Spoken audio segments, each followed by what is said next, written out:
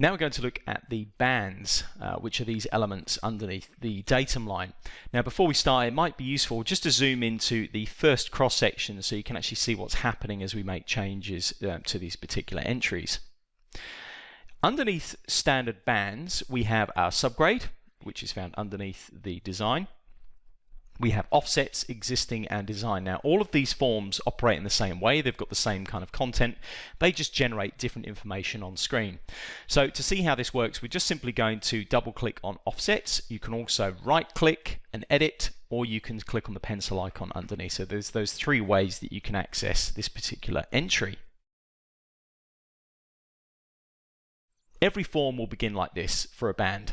So the content, which is controlled in the data source, in this case is offset, so there's no way we can change that at the moment. That's one of the defaults. Underneath we have the option to draw a band, which is this line going through here. We also have the option of drawing a section line. Now this is an offset band. Typically you wouldn't want a design line as such being drawn on top or above the datum line, so it doesn't technically exist, so we've unchecked it. We've also got draw labels, which we'll come and have a look at very shortly. At the top we've got band controls. When I add the offset band, the default heading display and band text display is coming from our basic settings, which we reviewed earlier. If I want to go and change the heading name, the layer, the style, the height, that is all controlled through this form. This is the most fundamental part of using these particular forms, understanding how we can control the look of the content within the band. For the time being, click on Cancel. We're now going to double click on the existing band. Now the existing band has slightly more information in it. We've actually got a section line being drawn. That's that green line you can see there. This is the sampled surface which you have used in association with your road string. So in this case, this sampled surface, when we created the road string, is the pasted surface. And that line is being drawn on a layer called XPlot existing. You can see this is a list of all the layers in my drawing. So if I wanted it to be drawn on a different layer, I can choose that if I wish.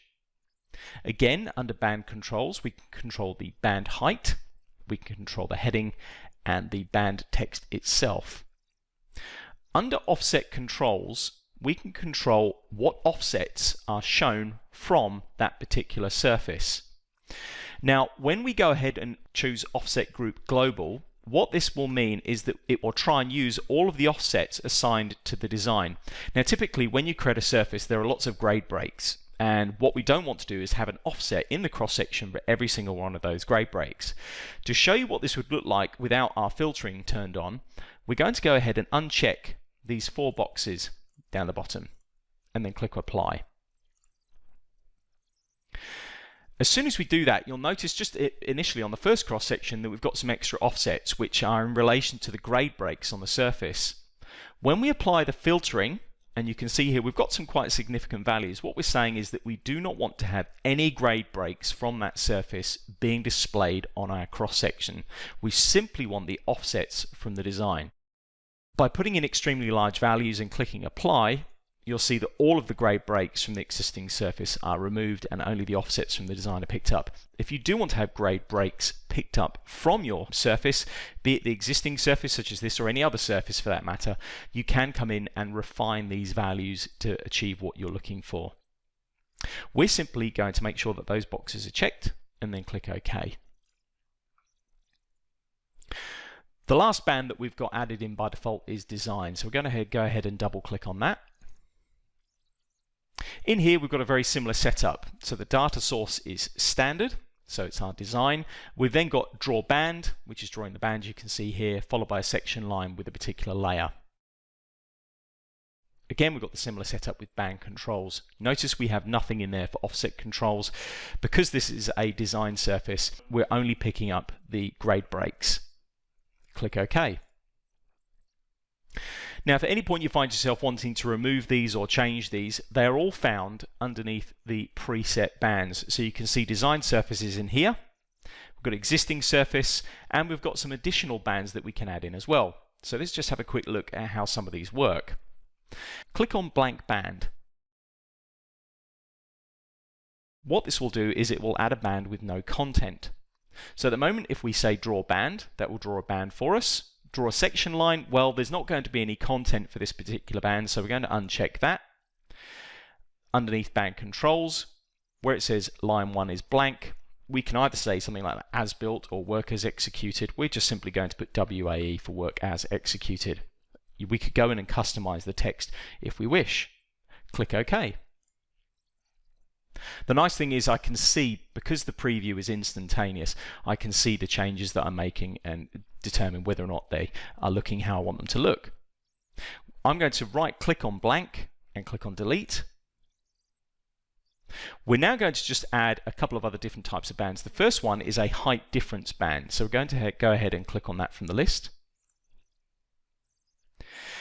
Where it says configure source, this is where we can actually choose what surfaces are being referenced for the height difference or the cut and the fill. What we're going to ask it to do is use the design. You'll notice here we can pick any surface, but design is going to be using the design surface versus the existing. Now we could go ahead and get it to choose different offsets from those particular surfaces and show absolute values instead of showing minus. We're simply going to click OK. Do we want a section line being drawn? No. But we do want a band being added in underneath. We'll go to band controls, and you can see there we've got height difference written in. We can simply go in and amend that later on if we want. We're going to click OK. Height difference has been added in, and you can see there that because we've put the design surface on the top within that particular entry, we're getting the cut and the fill the right way round. Now, if at any point you decide that this style or this setup that you're creating suits your requirements for a broad range of projects that you're going to be doing, you can simply click on the Save Style button and save the style in its current state, and the software, whenever you load this back in, will present you with the same style cross sections. We're going to right click on the height difference entry and click on delete.